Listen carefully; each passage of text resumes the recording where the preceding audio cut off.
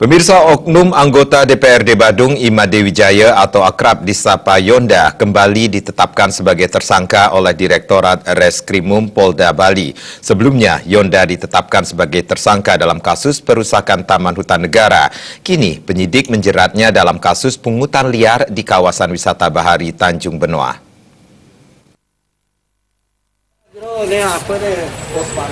Penetapan status tersangka terhadap Ima Dewi Jaya alias Yonda disampaikan oleh Wadir Reskrimum Polda Bali, AKBP Sugeng Sudarso. Berdasarkan bukti dan keterangan saksi, oknum anggota DPRD Badung tersebut disangkakan melanggar pasal 368 KUHP tentang pungutan liar. Diterangkan Yonda bersama 4 tersangka lain melakukan pungutan kepada sejumlah pengelola wisata bahari atau water sport yang ada di kawasan Tanjung Benoa. Dari pungutan yang dimasukkan dalam praram desa tersebut diperoleh dana sebesar 2,4 miliar rupiah per tahun.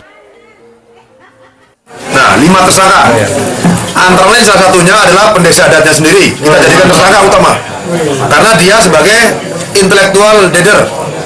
Jadi orang yang mempunyai inisiatif. Dia sebagai intelektual leader nanti akan kita periksa walaupun dianya sekarang sedang dalam proses persidangan. Kita akan tetap melakukan periksa dia di tersangka.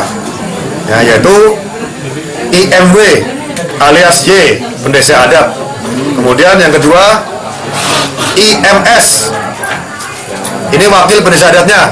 Nah, dia yang mempunyai ini juga membuat pararamnya dan sebagainya. Kemudian IKS, nah ini ketua, selalu ketua penggali dana penggali potensi. Kemudian yang keempat IWK, ini sebagai ketua BPDA. Sebelumnya Yonda ditetapkan sebagai tersangka dalam kasus perusakan Taman Hutan Negara serta reklamasi Pulau Penyu.